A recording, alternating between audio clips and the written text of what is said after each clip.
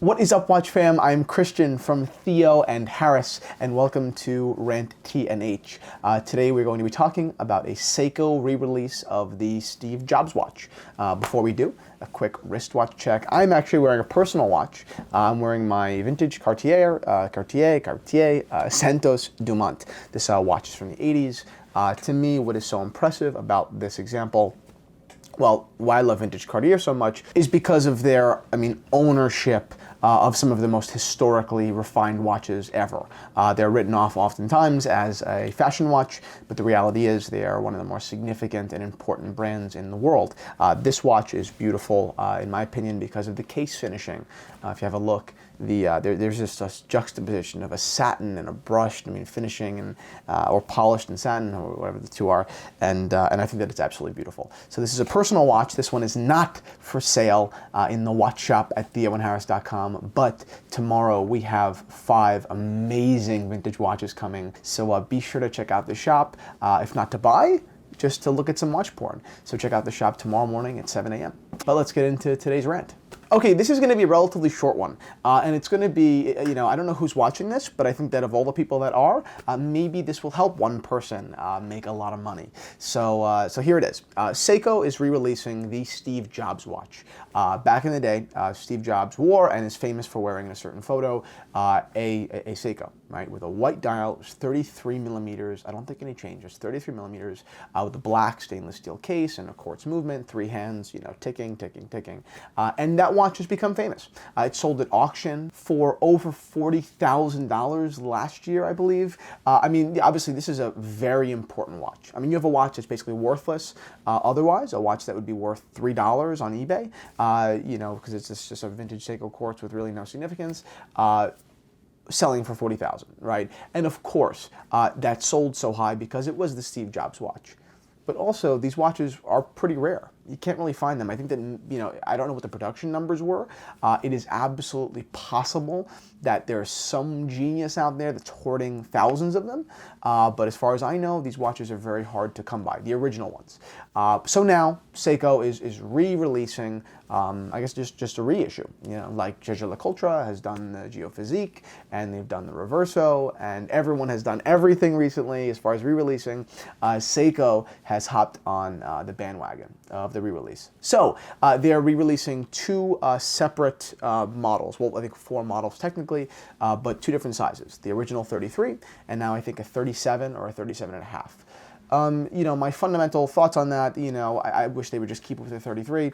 You're doing a re-release, I wouldn't have changed the size. But I get it, it's mass market, and you want the most people to wear them. But I think because they're only making like 2,000 and change watches, like 2,100, 2,200 watches, all said and done, it's not a mass market play, obviously. It's a small production. So I think that they could have made them all in 33 and they would have sold out just as quickly. They're going to get massive press. They're only available in Japan, and I think they're going to sell out, in minutes. Of course, I could be totally wrong, but I think that if they don't sell out Steve Jobs reissues, they're crazy, and they really made a disaster marketing them. They've gotten plenty of publication all over. You see this all over the watch news, internet. So I think that, like I said, they're going to sell out. Let's talk about the watch for a second. I think that inexpensive quartz watches are awesome. I'm actually a big fan, believe it or not. I don't believe in hoarding them. I don't believe in owning too many. I don't believe in wasting a lot of money on them. But I do think that there is a purpose for them. They're durable, very accurate watches, and there's nothing wrong with that. And they're cheap. So I always say if you're a sports watch guy, if you want to wear subs and Blancpain, Bathyscaphe, and just like tough watches, and you feel like you kind of need a dressish watch, but you don't want to buy one, buy a Timex Weekender. No shame there. I have no problem with that. It's a $50 watch, and I think that it's really, really awesome. You're getting exactly what you're paying for. So I admire that a lot. So I have no fundamental problem with the watch. I actually quite like the design. I think that the black case is very cool. I think that the whole Steve Jobs connection is awesome. I think that it looks very simplistic, not dressy, because it's just not. But it plays this line in dimensions and thinness, right? That you would think it would be a dress watch, but because it's this black stainless steel, it's not. I think that it's a really, really cool looking watch, I would absolutely own one. I think that they'll trade on the aftermarket. They're being sold at $180, and I think that they'll trade on the aftermarket for, you know, close to $1,000. It's very possible that you'll see people in America that will pay a ton of money for these watches. I don't need to tell you how big of a, you know, influential figure Steve Jobs is.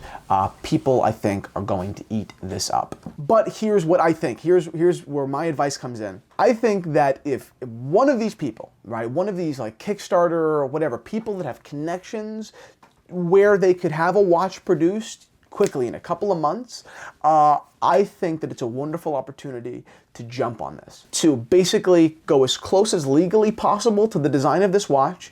Don't name it, you know, Seiko. Obviously you can, Seiko Quartz. Name it Jobs, or, you know, name it something, or it's something. Make a whole video about Apple and your passion for them and how you're re-releasing this watch, because, you know, Seiko is only doing a limited 2,000 piece, you know, collection, and no one's gonna be able to own them. While you know, a couple dozen and a couple hundred people will own them in Japan and all over the world, they're still not going to be, you know, all over. These 2,000 watches, in my opinion, are not going to 2,000 people. And even if they were, 2,000 is a drop in the bucket. I mean, Apple is obviously this enormous company, and a lot more than 2,000 people want to get this. So I think that that leaves a space in the market.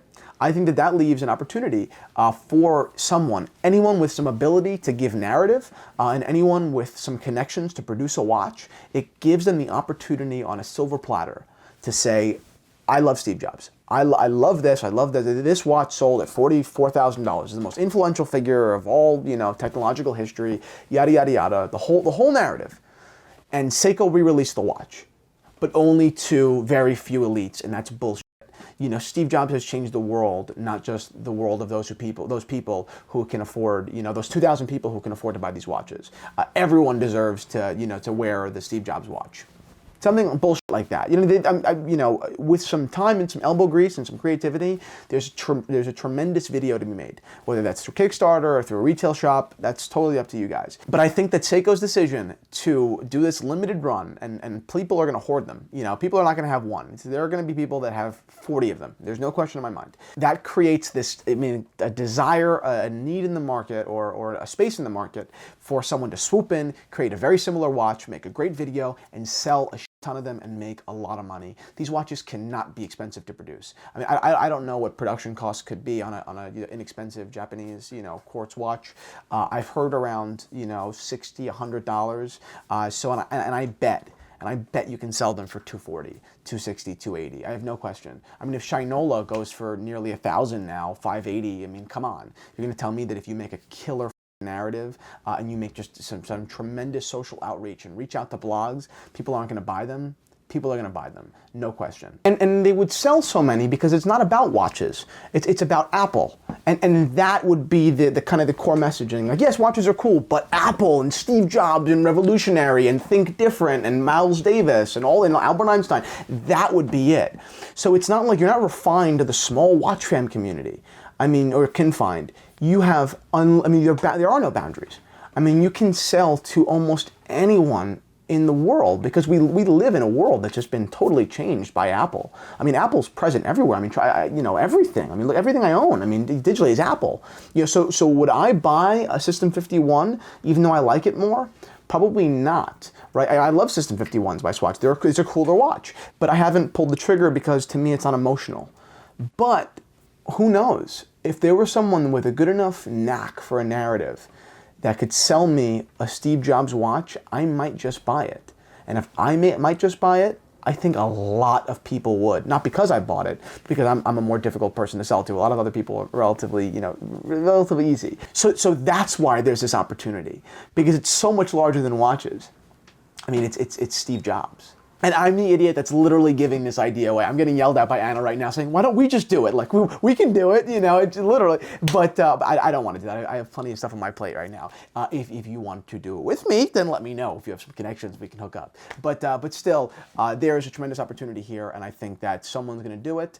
And I always feel like I say someone's going to do it, and I admit that I'm not going to, and then someone else does it, and then no one heard that I said someone's going to do it. So now it's on record, March 2nd, 2017. I'm telling you guys, there's a fortune to be made in hitting the mass market on a Steve Jobs inspired watch with terrific narrative, social outreach. There's a lot of money to be made. That's it, guys. That's my Rant&h. I hope that one of you does it because I love my fans. I love the T&H watch fam. And if one of you guys makes a ton of money, then we can have a drink. You're paying. Thank you guys so much for watching Rant&h. Don't forget to check out the watch shop at theoandharris.com tomorrow. We are having a tremendous new influx of inventory, some really amazing stuff. So if for nothing else, check out the watch porn. And do not forget to go onto the App Store and download the Theo and Harris app. The primary functionality is it will send you push notifications directly to your phone when the new watches go live. So you will not be late to the party. You'll be the first one there. Once again, thank you guys so much for watching. Have an awesome Monday.